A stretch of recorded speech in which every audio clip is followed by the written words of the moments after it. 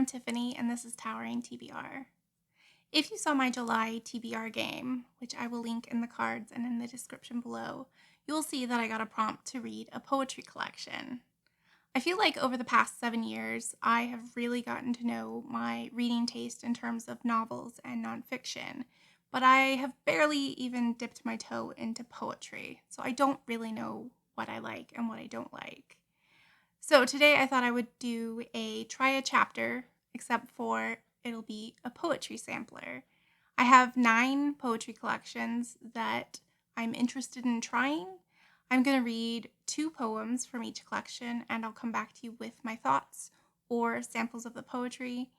And hopefully this will help me learn my taste in poetry a little bit better, and hopefully you will hear about some poetry collections that maybe you're interested in as well.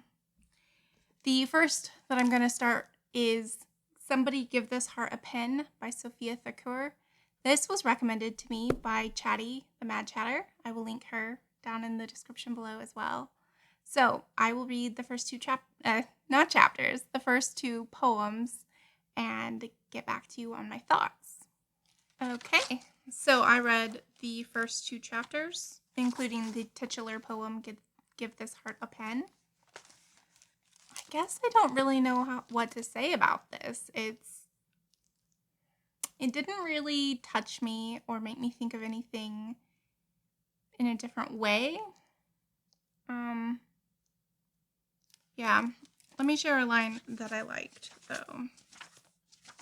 So it talks about breaking, and it says towards the bottom, but more than that, from breaking we know that though we shed, we can always regrow, always recede, always restart. This is the natural process of a heart. I kind of like that line, but yeah, the rest of it didn't really reach me, but that's okay. So maybe this one's just not for me, and that's totally fine. We will try another one. So with this one and the first, I do not have audiobooks for these, so I have to read them with my eyes, which is fine because there's lots of white space. However, I really like when a poem is performed by the speaker or by the poet. So after this one, the rest of them will have audiobooks, and I will try to share clips from those if there's any good examples. So we're going to start Blizzard by Henri. I don't know what this is about, and I don't remember who recommended it. I think it might have been a librarian at my local library. So we're going to read the first 2 poems, and I will tell you about it when I'm done. Okay, I actually read 3 poems from this collection. The first was about a bee.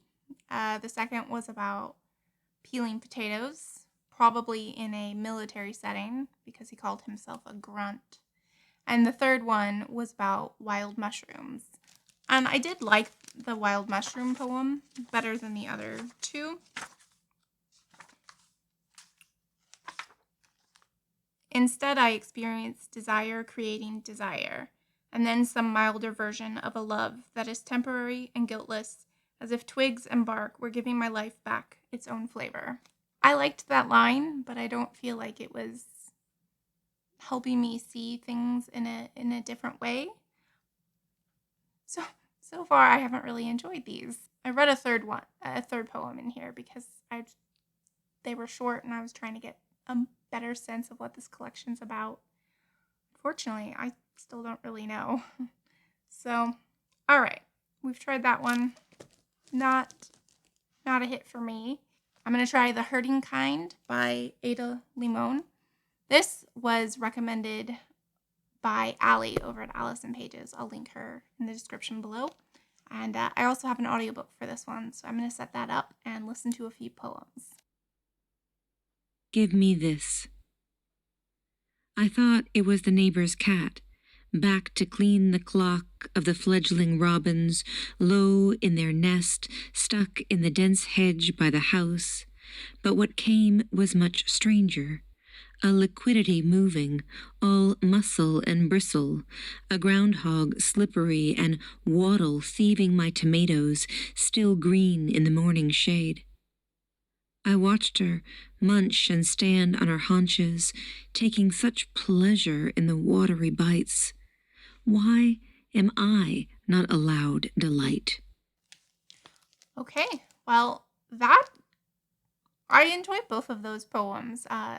This collection looks to be about nature and animals and kind of viewing life from their perspective. She talks about a groundhog that is stealing some of her tomatoes. And um, yeah, this was just really beautiful. And I liked the nature and the animal imagery. And yeah, so right now, this is the top contender for me to carry on with. But we have 6 more, so we'll see. So next, I'm going to be going with Yellow Rain by Vang. This is, I think, based on the chemical warfare used by Americans in the Vietnam War, specifically focusing on the Vietnamese people affected by this.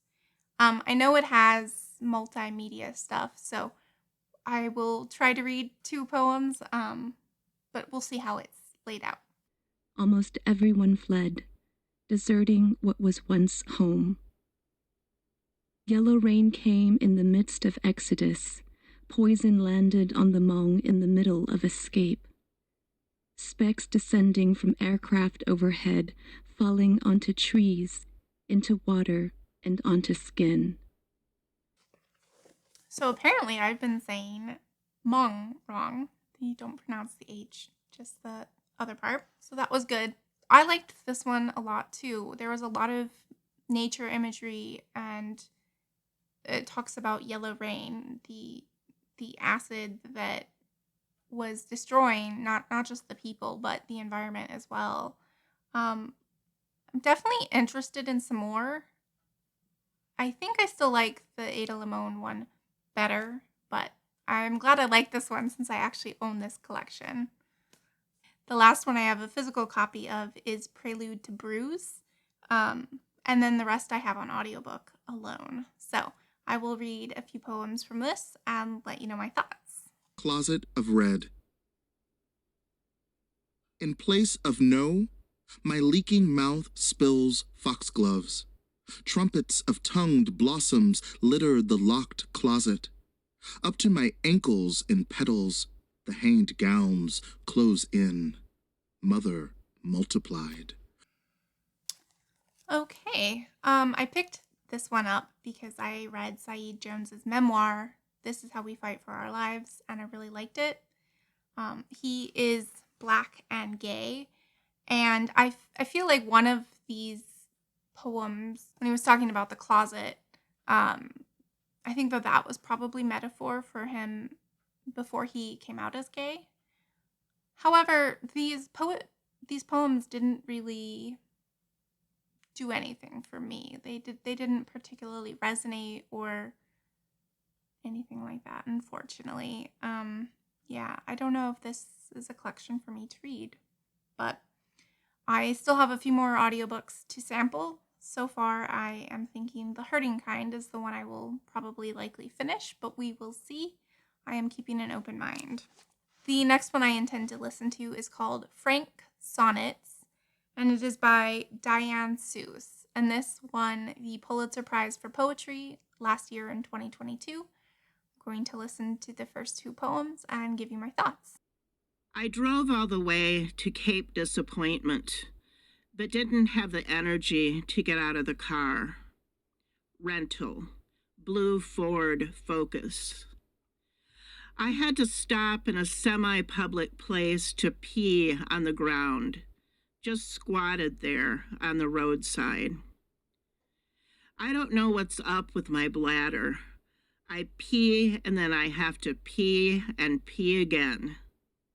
Instead of sightseeing, I climbed into the back seat of the car and took a nap.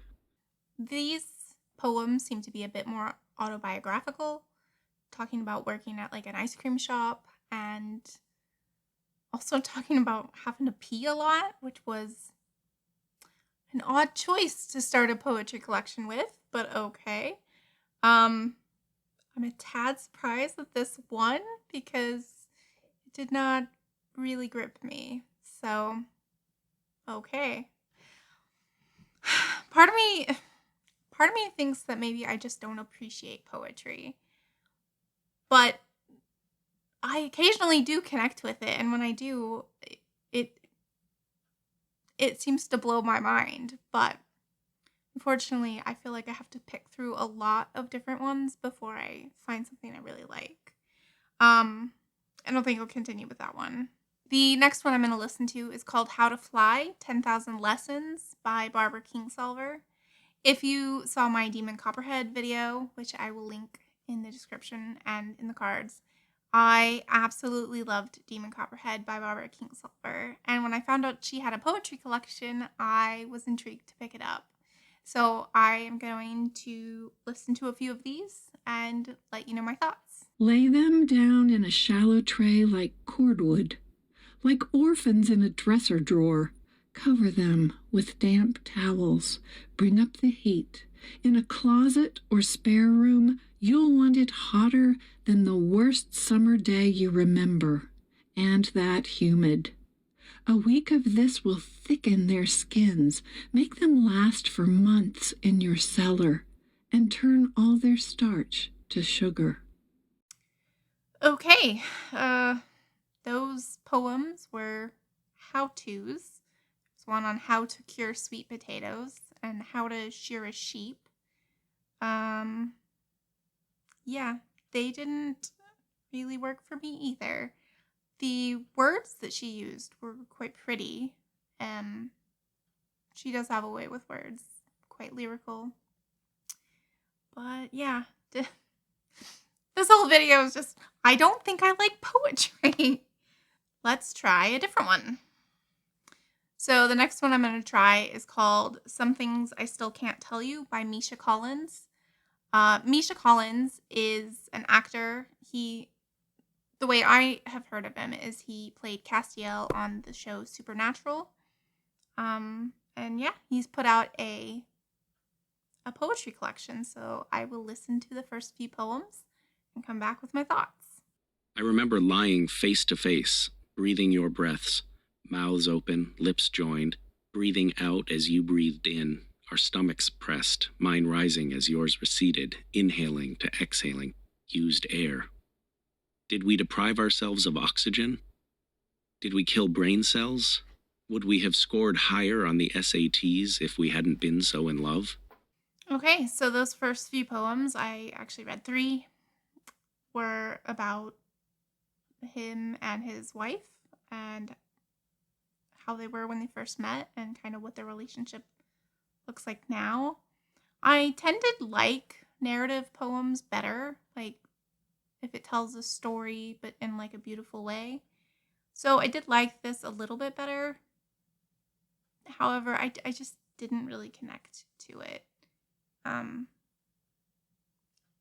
That's all I have to say about that.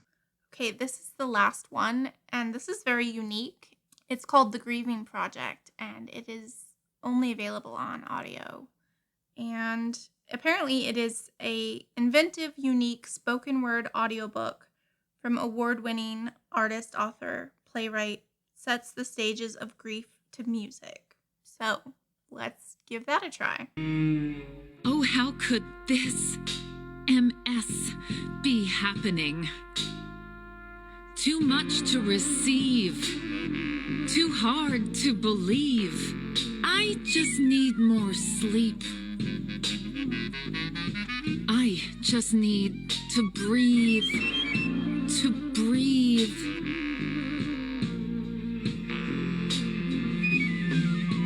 Will he still marry me? Can I still have kids? How would a wheelchair affect my friendships? Will I still want to draw when I can't use my hands? Okay, so that last collection, The Grieving Project, the first 2 poems that were set to music, we're talking about the first stage of grief, which is denial. The poet gets a diagnosis of MS, and it basically forces her to rethink everything that she wants out of life. Can she still get married? Can she have kids? Can she still create art? And then she talks about just this isn't happening. This is not me, and I'll wake up and this will be gone. And I really related to that since I have multiple chronic illnesses. So I actually am going to continue with 2 books. I'm going to continue with The Grieving Project, and I'm also going to read The Hurting Kind by Ada Limon. So out of 9, I only have 2 that I want to continue with, but I still feel like this really kind of helped me narrow down what I like and what I don't like. I feel like if I can't understand the meaning of the poem and what message it's trying to tell me, I tend to not like it as much. I know that there are some people who really like to chew and dissect on ideas that are brought up in poems, but for me, I like it to be a bit clearer. I don't want to have to guess what the meaning is, which might be why a lot of the poetry just doesn't work for me. But I am, and I also will continue this one, The Yellow Rain, because I have it, although I probably won't read it this month because I have so many books on my TBR, and this is quite chunky for a poetry collection, whereas this one is nice and slim. So I hope this was helpful to you. It certainly was helpful to me in figuring out what kind of poetry collections I like. And while these are all very modern poetry collections, if you have any else that you'd like to recommend, definitely put them down in the comments below. I'm intrigued to see what else is out there and what else I might really enjoy. I hope that some of these collections maybe piqued your interest, even if they didn't pique mine. So yeah, let's share our thoughts on poetry down in the comments below. We can have a chat about it. Thank you so much for joining me. Bye.